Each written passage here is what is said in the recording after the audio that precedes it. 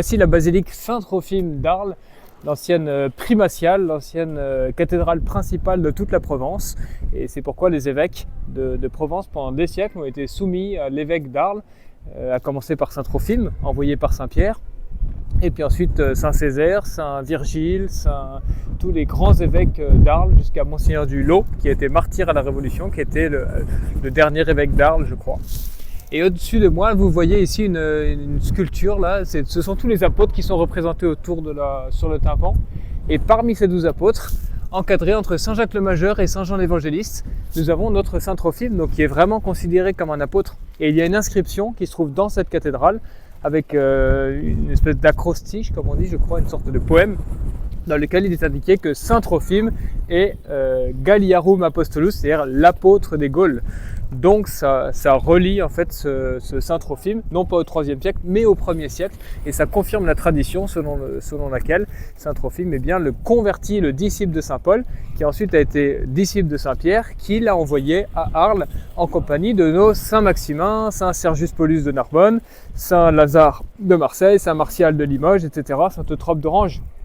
Et il est arrivé une histoire extraordinaire non dans cette cathédrale, mais dans le cimetière des Aliscamps, ou des Champs-Élysées, que nous allons raconter tout à l'heure. Une consécration vraiment miraculeuse, merveilleuse. En tout cas, on peut dire que cette cathédrale Saint-Trophime, qui était autrefois la cathédrale Saint-Étienne, puisque nous avons pu voir le reliquaire de Saint-Étienne, des reliques très importantes de Saint-Étienne qui ont été apportées par Saint-Trophime au 1er siècle. Et avant que la cathédrale s'appelle Saint-Trophime, c'était la cathédrale Saint-Étienne d'Arles.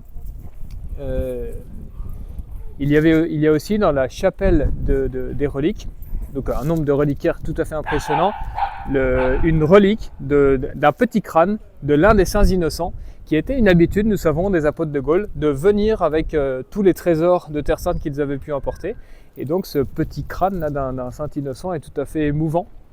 Et on sait par exemple que saint Eutrope à Orange avait édifié un autel sur les reliques de deux saints innocents, qu'il a été enterré auprès de ces saints innocents.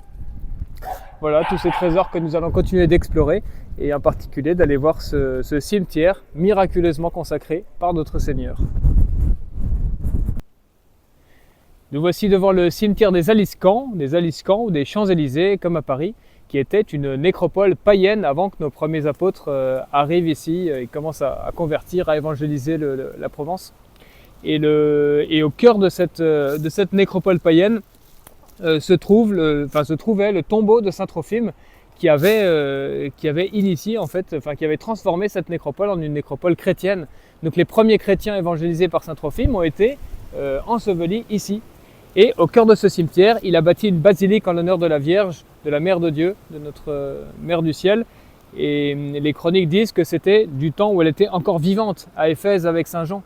Et elle avait comme ça un certain nombre de sanctuaires. Nous avons vu celui du Puy avec Saint-Front et Saint-Georges et Saint-Martial, celui de Notre-Dame de Bethléem, à Ferrières-en-Gâtinais également, et puis ici, donc, qui est un des principaux sanctuaires. Et au moment de la consécration, se sont trouvés 7 évêques principaux des Gaules, dont évidemment Saint-Trophime, mais aussi Saint-Eutrope d'Orange, Saint-Martial de Limoges, Saint-Austremoine, je crois bien, Saint-Maximin, bien sûr, Saint-Sergius Paulus de Narbonne. Et puis, tous étaient ensemble personne ne savait qui allait prendre la tête un peu de cette réunion d'évêques par leur grande humilité. Personne ne voulait gouverner. Et à ce moment-là a eu lieu un miracle tout à fait extraordinaire qui est relaté dans les vieilles chroniques de France, à savoir que notre Seigneur s'est rendu corporellement présent et s'est représenté en tant qu'archevêque avec sa chape, avec son goupillon, et c'est lui-même, notre Seigneur, qui a consacré ce cimetière devant lequel nous nous trouvons, cette basilique en l'honneur de la Vierge, et qui a présidé, qui est une des plus grandes manifestations du ciel en faveur de cette histoire, pour encourager nos apôtres aussi à se dire à confirmer la parole que le Christ avait dite, à savoir que jusqu'à la fin du monde, je serai avec vous. Et ici, il l'a rendue vraiment palpable, vraiment présente. Et donc Saint-Trophime a été enterré ici, et c'est plus tard que sa dépouille, ses reliques, ont été translatées jusqu'à la cathédrale, et c'est pourquoi c'est à partir de ce moment-là que la cathédrale Saint-Étienne est devenue la cathédrale Saint-Trophime. Au départ, c'était vraiment le culte de Saint-Étienne, comme on le trouve à Limoges, à Bourges, à Toulouse, dans toutes nos grandes cathédrales, puisque c'était des témoins oculaires du martyre de Saint-Étienne, et on a vu plusieurs représentations de ce martyr dans la cathédrale.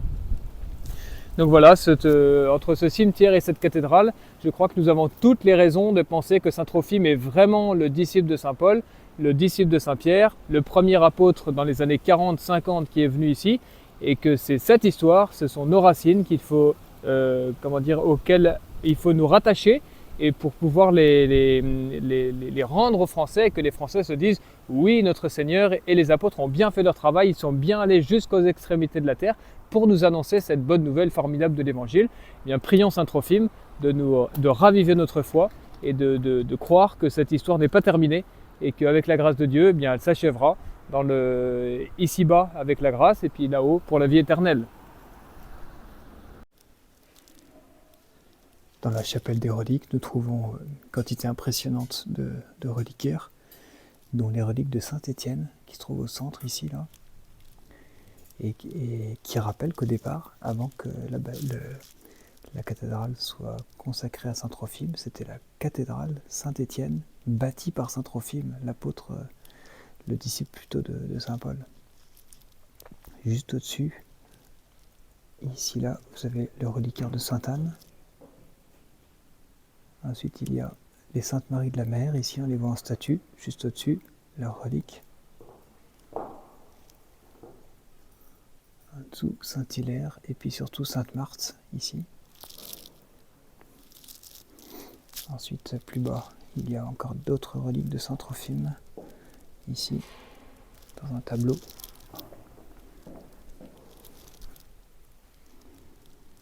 Voilà, Saint-Trophime. Encore des reliques de Saint-Trophime ici. Et puis une relique assez étonnante. La relique du crâne d'un des saints innocents qui se trouve ici et qui rappelle que nos apôtres de Gaulle, très souvent, comme saint Eutrope à Orange, étaient venus avec les reliques des saints innocents pour consacrer les premiers autels avec les reliques des martyrs. Et en dessous se trouve une pierre de l'époque de saint Césaire d'Arles.